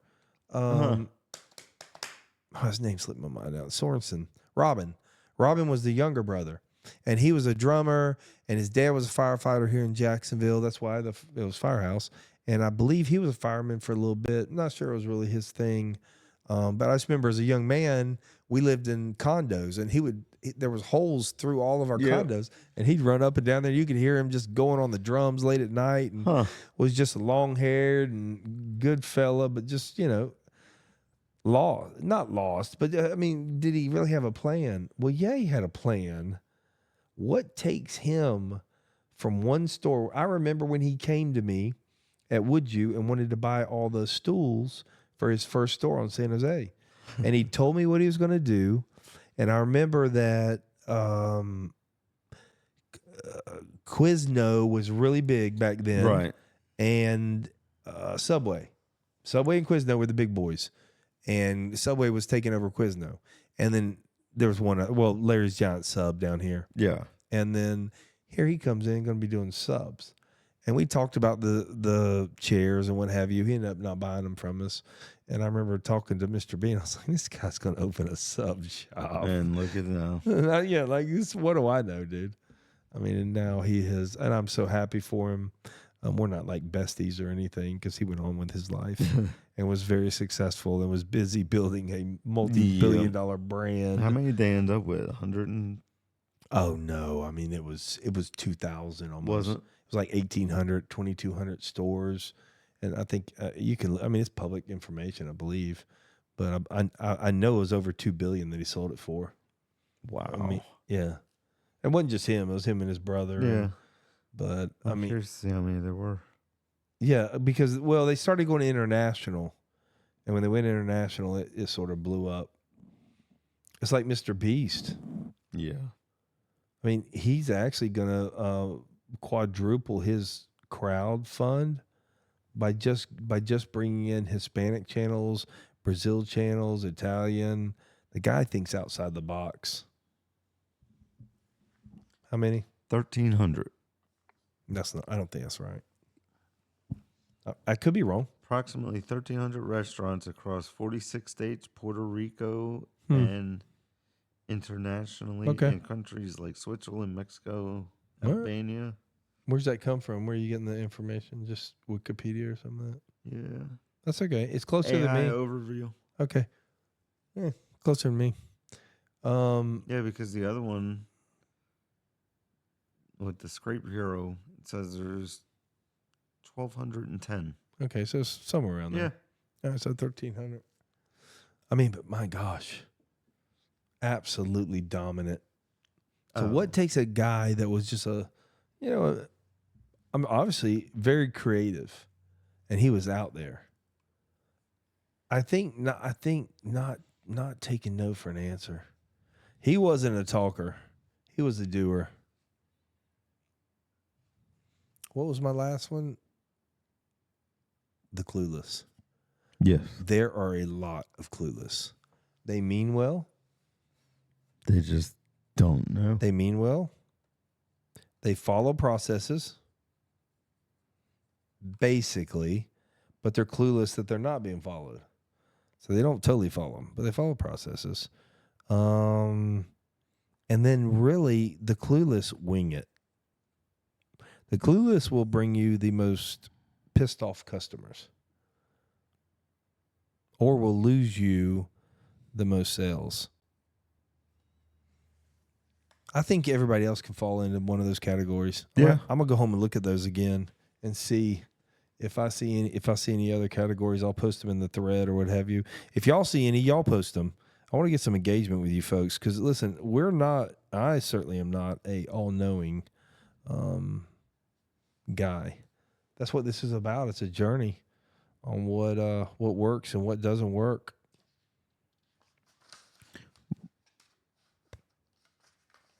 What? I was going to ask you something that totally went right out of my head. You didn't get hit by a car. Yeah.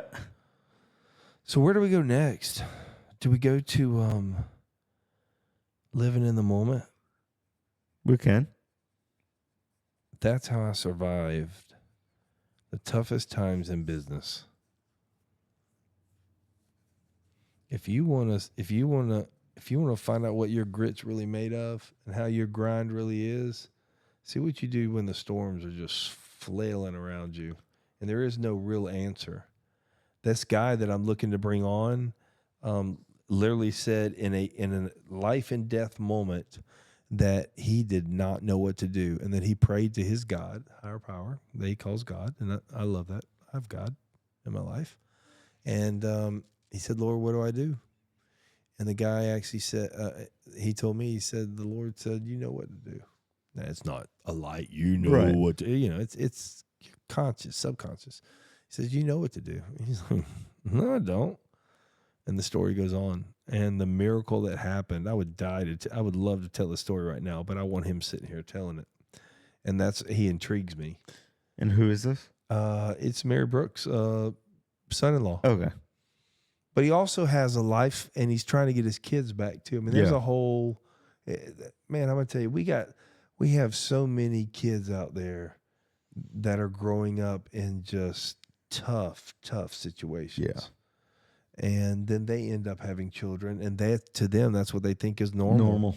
Yeah. And I don't know how we reach all of those, because the parents are the blockers, because they are now this isn't business, but it's also life. They are the clueless. Yeah. And so they don't even know that they're hurting the kids. No, a lot of them think everything that they're doing is just perfectly fine. Listen, the food that we pump into our kids and all this ADHD and all, I mean, I'm not saying that I'm a doctor in any way, but you do your own studies. And I've started doing I'm about to hit my 3-day fast. I'm not on it right now, but I'm hitting 24 without a blink. And there is a huge difference in my energy and my life and everything. Absolutely. I challenge anybody. Now, I think there's, even some of the experts say there's some people who fast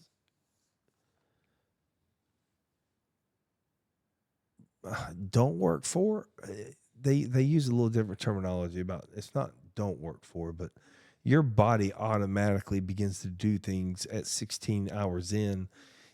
I mean, diabetes is because you're insulin resistant. Right. Well, fasts adjust your insulin resistance. And yet, what do they tell diabetics?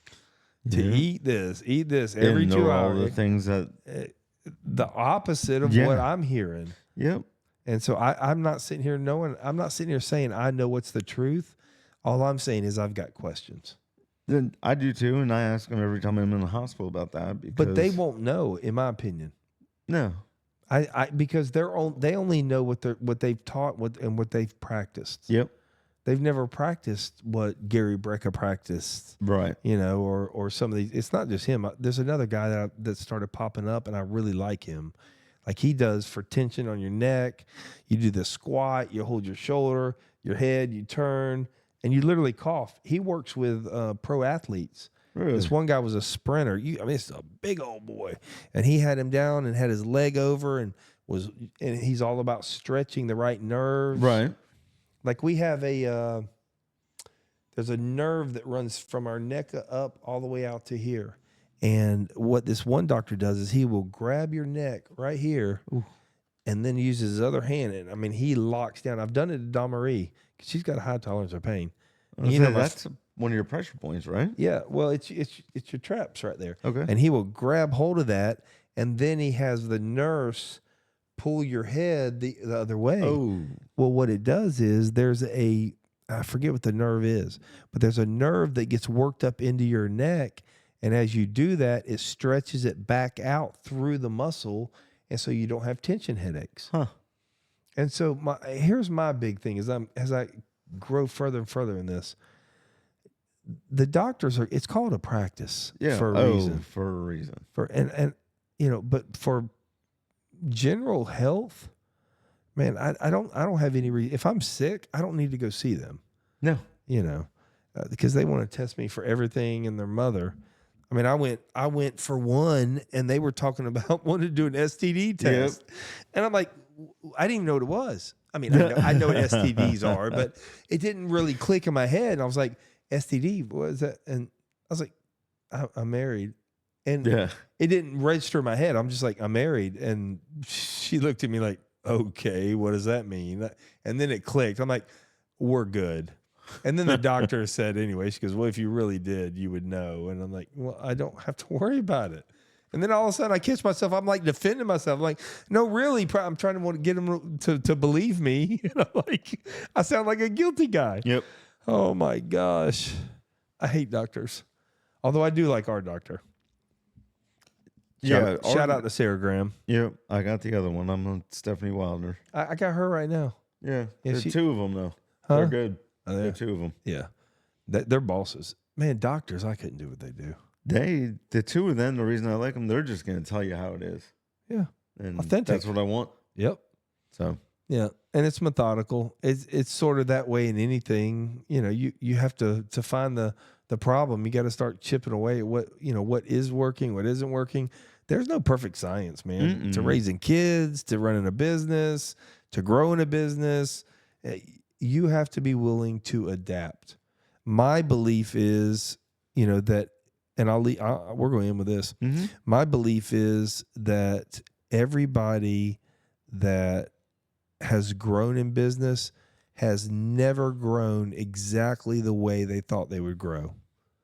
They had to adapt their business. I'm sure. And I can prove it over and over. And just about anybody that I know that has sold their businesses outright.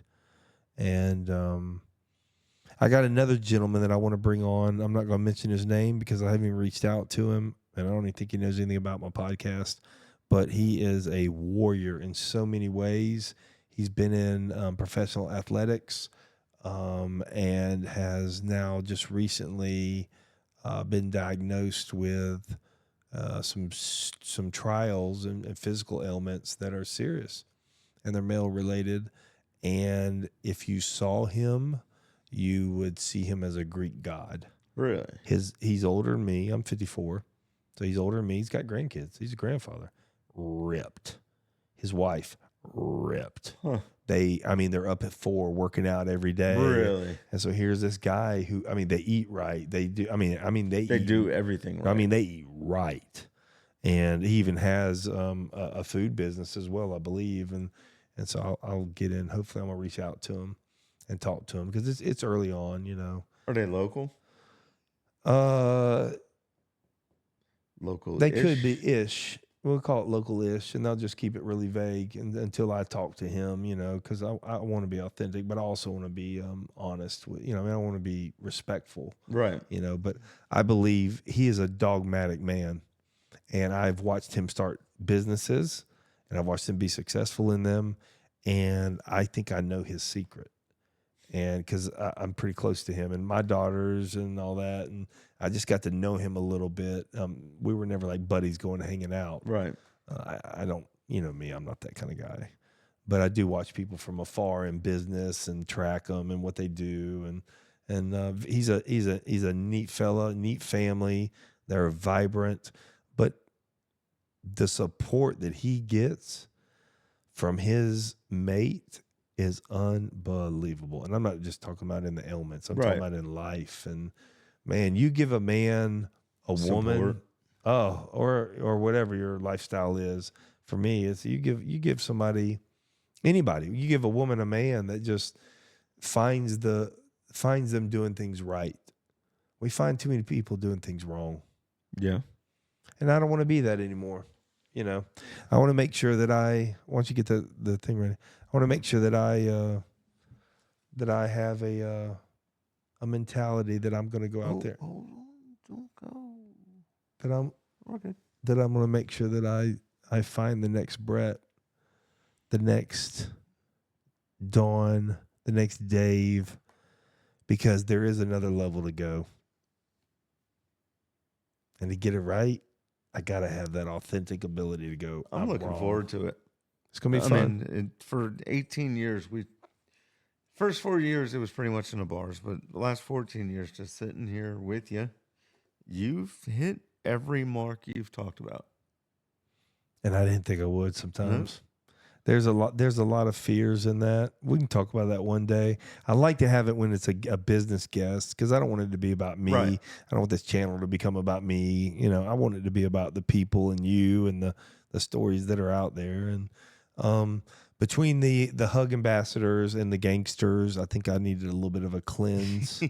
And so it was just a little banter with me and you and our guests. Between the Hug Ambassador and, Sammy was just 2 weeks of holy cow. If you have not watched, I'll put another link on there. If you've not watched Sammy's part 1 and 2, he's our first 2-parter. It was 5 hours worth of his story of unbelievable. Of an albino. I'm such an idiot.